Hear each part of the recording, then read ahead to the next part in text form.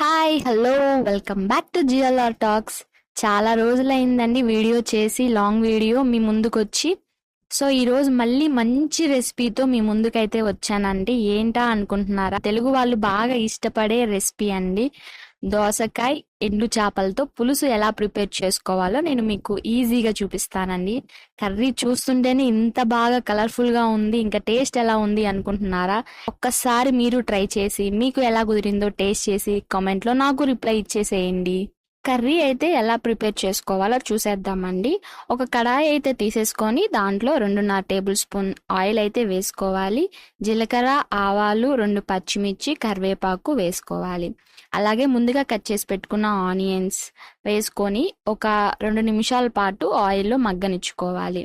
అలాగే టమోటాలు అనేది కొంచెం ఎక్కువగానే తీసుకోవాలండి. నేనైతే ఇందులో 3 టమోటాలు అనేది తీసుకున్నాను. వాటిల్ని చిన్న చిన్న ముక్కలుగా చేసేసి వేసేసుకోవాలి. అలాగే వీటిని బాగా ఒక 2 మినిట్స్ ఇట్లాగే ఆయిల్లో మగ్గనిచ్చుకున్నాక ఒక చిన్న సైజు దోసకాయ అయితే తీసుకొని నీట్గా పీల్ చేసేసి చిన్న చిన్న పీసెస్గా కట్ చేసేసుకొని అందులో వేసేసుకొని వీటన్నిటిని కూడా ఒక 3 నిమిషాలు లేదా 4 నిమిషాలు కొంచెం మగ్గనిచ్చుకోవాలండి. ఆవిరికి ఏంటంటే కొంచెం బాగా ఉడుకుతాయండి, అందుకని ఒక 4 నిమిషాల పాటు ఉన్నించుకోవాలి. అలాగే ఒక టేబుల్ స్పూన్ సాల్ట్, ఒక టేబుల్ స్పూన్ కారం మీరు ఎక్కువ తినే వాళ్ళైతే 1.5 టేబుల్ స్పూన్ అయితే వాడుకోండి. అలాగే చిటికెడు పసుపు కూడా వేసుకోండి.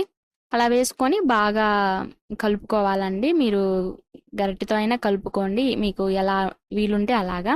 సో ఎండు చేపల్ని ఏంటంటే నీట్గా వేడి నీళ్ళతో బాగా వాష్ చేసుకొని వేసుకోవాలండి. అప్పుడే స్మెల్ అనేది రాకుండా ఉంటుంది. ఒక పెద్ద సైజు నిమ్మకాయ అంత పెద్ద సైజు చింతపండుని బాగా నానబెట్టుకొని బాగా మనం వాటిని గుజ్జుగా తీసేసుకోవాలండి. అలా తీసుకున్న వాటర్ని ఇలా దీంట్లో వేసేసుకొని బాగా మగ్గనిచ్చుకోవాలండి.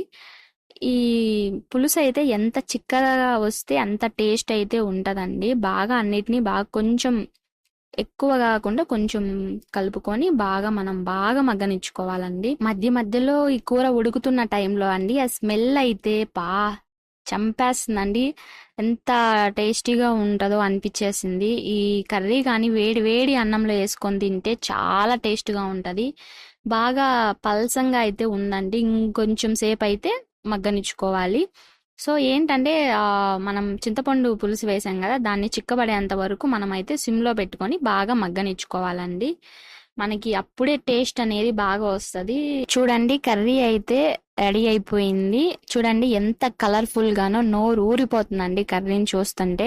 సో అలాగే నేను చేసే వీడియోస్ ఎలా ఉన్నాయో, చూడ్డానికి కూడా ఎలా ఉన్నాయో, అండ్ మీరు ట్రై చేసి మీకు ఎలా కుదిరిందో కమెంట్స్ రూపంలో మీరు అలా రిప్లై ఇస్తుంటే నాకైతే చాలా హ్యాపీగా ఉంటుందండి. సో మీరు అలాగే నన్ను సపోర్ట్ చేస్తూ ఉండండి. మీరు ఇలా సపోర్ట్ చేయడం వల్ల నాకు చాలా ఎంకరేజ్మెంట్గా ఉంటుంది.